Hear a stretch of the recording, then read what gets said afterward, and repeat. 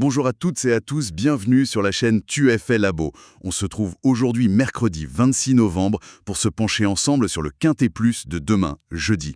Ça se passe à Vincennes, la première course, le prix de Bourigny.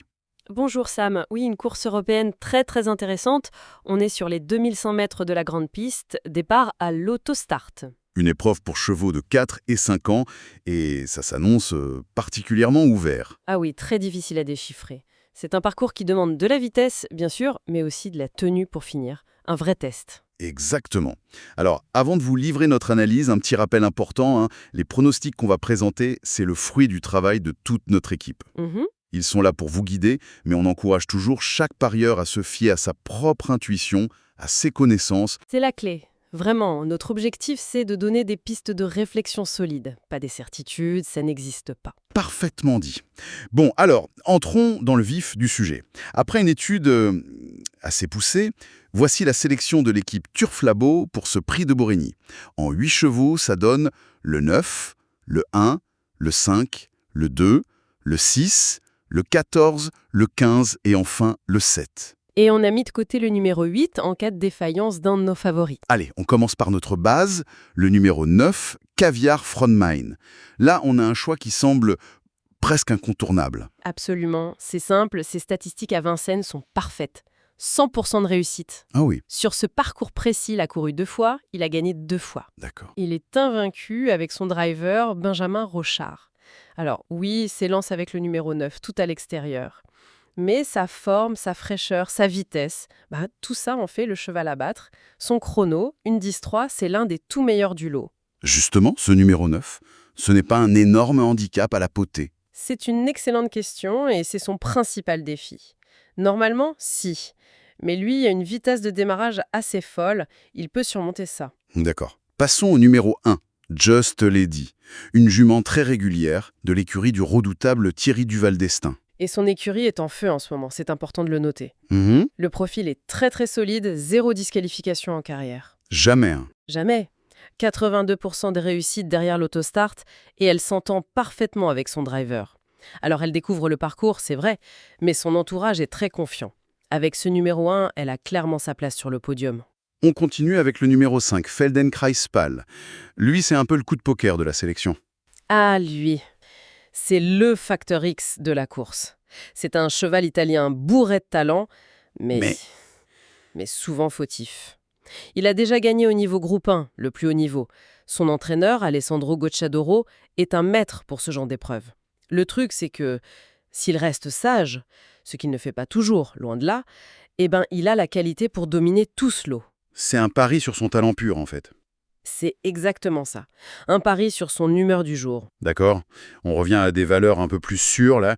Le 2, Kémia Duchesne. Elle adore ce parcours, elle a un numéro idéal, le 2, et son entraîneur est très optimiste. C'est une candidate logique aux premières places, oui. Passons au 6, Brothers in Arms. Un trotteur allemand qui revient à Vincennes. Et c'est là que ça devient intéressant. Ses stats derrière l'autostart sont exceptionnelles. 94%. Ah oui, quand même. Et il est invaincu sur ce parcours. Une course, une victoire. En plus, il sera déféré des 4 pieds, une configuration où il a déjà très bien réussi. C'est un outsider très séduisant. D'accord. À suivre de près. Le 14, Lissandro. Le cheval de classe, mais Un peu caractériel de l'écurie d'Azir. c'est la grande question de la course, lui.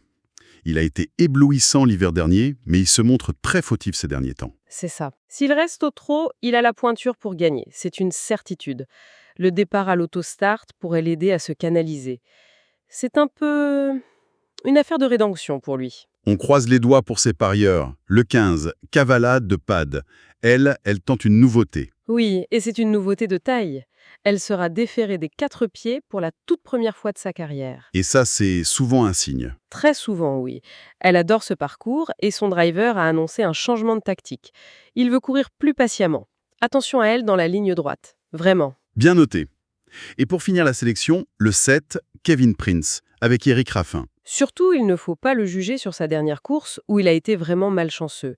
C'est un cheval de classe, son entraîneur est confiant, et avec Eric Raffin aux commandes, disons qu'il peut surmonter son numéro 7 un peu à l'extérieur. D'accord. Et donc, notre regret, le cheval en cas de défaillance, c'est le numéro 8, Rikita JP. Voilà. Le point d'interrogation, c'est qu'elle effectue une grosse rentrée, mais elle est excellente sur ce tracé, avec un record de 1,16. Si elle est déjà prête, elle a les moyens de s'immiscer dans le quintet, même avec son numéro 8. Parfait. C'est très clair.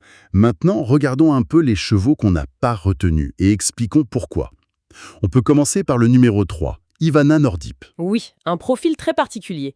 Elle a des statistiques incroyables derrière l'autostart, 93% de réussite. C'est énorme. Oui, mais elle découvre Vincennes.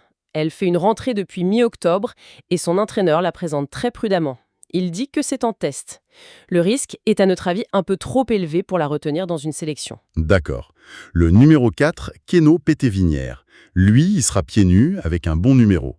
Oui, mais il n'a jamais vraiment brillé au plus haut niveau ici.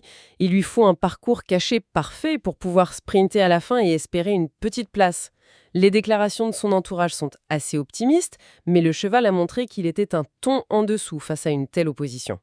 Le 10, Enoch. Il a pourtant un chrono très solide sur le parcours. C'est vrai, une 10-3, à égalité avec notre favori. Le problème, c'est qu'il voit absolument courir caché pour s'exprimer. Son entourage vise une petite allocation, une 4e, 5e place, sans grand optimisme. Il semble barré pour la victoire. Ok. Le 11, Lapis Lazuli. La grosse surprise de la semaine dernière. Oui, il vient de finir 3e à 116 contre 1. C'est vrai, mais il court de façon rapprochée. Une semaine, c'est court. C'est très court. Et il part en seconde ligne, ce qui implique un gros risque de trafic.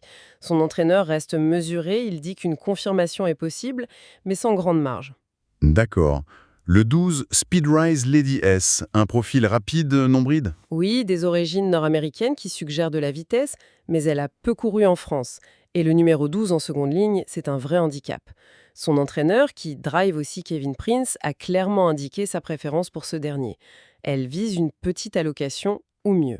Le 13, Follow Wise Ass.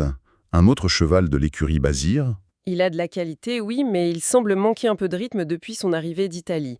Son entraîneur a admis une erreur de tactique la dernière fois. Il part en seconde ligne, il lui faut un parcours parfait, ça fait beaucoup d'incertitudes. Et enfin, pour être complet, le 16, Kiwi Lady. Alors là, le cas est très clair, elle reste ferrée et elle s'élance en seconde ligne. Son entraîneur et tous les observateurs sont unanimes. Cette course est une préparation. Une course pour la forme, quoi. Exactement. Pour un engagement bien plus favorable le 14 décembre. Donc là, l'impasse est conseillée. Voilà pour notre analyse complète du prix de Bourigny, un quintet qui s'annonce passionnant. Pour résumer un peu notre pensée stratégique, le 9 Caviar from Mine semble être une base très solide. Derrière lui, la course est ouverte. On a des chevaux en forme comme le 1 et le 2, et puis des paris plus audacieux comme le 5 ou le 14.